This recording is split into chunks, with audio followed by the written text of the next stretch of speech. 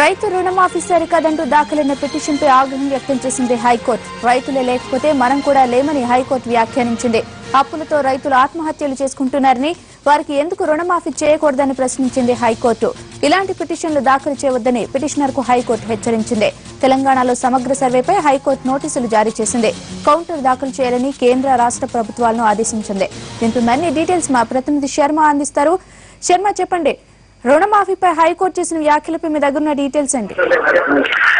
ఎన్నికలు ముగిసిన తర్వాత రెండు రాష్ట్రాల్లో కూడా ప్రభుత్వాలు ఏర్పడ్డాయి. అయితే ఎన్నికలకు ముందు వాళ్ళు రెండు రాష్ట్ర ప్రభుత్వాలు కూడా రైతు రుణమాఫీ చేస్తామని హామీ ఇచ్చినటువంటి నేపథ్యంలో వాళ్ళు ప్రభుత్వాలు ఏర్పాటు చేసిన తర్వాత దానికి సంబంధించి ఒక జీవోను కూడా జారీ చేశారు. రైతు రుణమాఫీకి సంబంధించి కొంత నిధులను కూడా వాళ్ళు విడుదల చేశారు. ఈ నేపథ్యంలో హైకోర్టులో లోకసేన అనే ఒక స్వచ్ఛంద సంస్థ పిటిషన్ దాఖలు చేసింది. రైతులకు రుణమాఫీ చేయడం వల్ల పెద్ద ఎత్తున ఖజానాకు గండి పడుతుంది, దీనివల్ల అనేకమైనటువంటి ఇబ్బందులు తలెత్తుతాయి, మిగతా సమస్యలన్నీ కూడా వెనుకబడిపోతాయి. కాబట్టి రైతు రుణమాఫీలను ఎట్టి పరిస్థితుల్లో కూడా అమలు పరచవద్దు అనేటువంటి విషయాన్ని లోక్సేనకు సంబంధించినటువంటి లాయర్ హైకోర్టులో వాదించారు. ఇవాళ దానికి సంబంధించి విచారణ జరిగినటువంటి సమయంలో హైకోర్టు ఈ పిటిషన్ పై విచారణ జరుపుతూనే తీవ్రమైనటువంటి ఆగ్రహం వ్యక్తం చేసింది.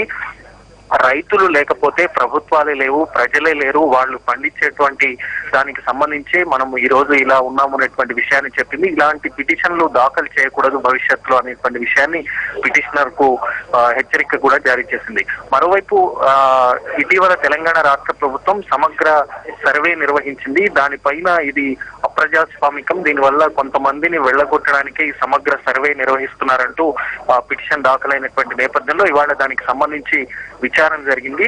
అయితే తెలంగాణ రాష్ట్ర ప్రభుత్వంతో పాటు కేంద్ర ప్రభుత్వానికి కూడా హైకోర్టు నోటీసులు జారీ చేసింది. 4 వారాల్లోగా కౌంటర్ దాఖలు చేయాలని చెప్పింది. ఎందుకంటే ఒక సర్వే జరపాలనేటువంటి విషయం కేంద్ర ప్రభుత్వం ఆధీనంలో ఉంటుంది కాబట్టి దానికి నిబంధనలకు వ్యతిరేకంగా రాష్ట్ర ప్రభుత్వం సర్వే జరపడం, దానివల్ల వచ్చేటువంటి ఇబ్బందులు ఎలా ఉంటాయనేటువంటి విషయాన్ని పిటిషనర్ ఈ సందర్భంగా వాదనలు వినిపించినటువంటి పరిస్థితి ఉంది. కాబట్టి మన కేంద్ర ప్రభుత్వ పరిధిలో ఏ అంశాలు ఉన్నాయి, రాష్ట్ర ప్రభుత్వ పరిధిలో ఏ అంశాలు ఉన్నాయి, దీనికి సంబంధించి కౌంటర్ దాఖలు చేసిన తర్వాత మరింత విచారణ ముందుకు సాగిస్తామనేటువంటి విషయాన్ని హైకోర్టు చెప్పింది.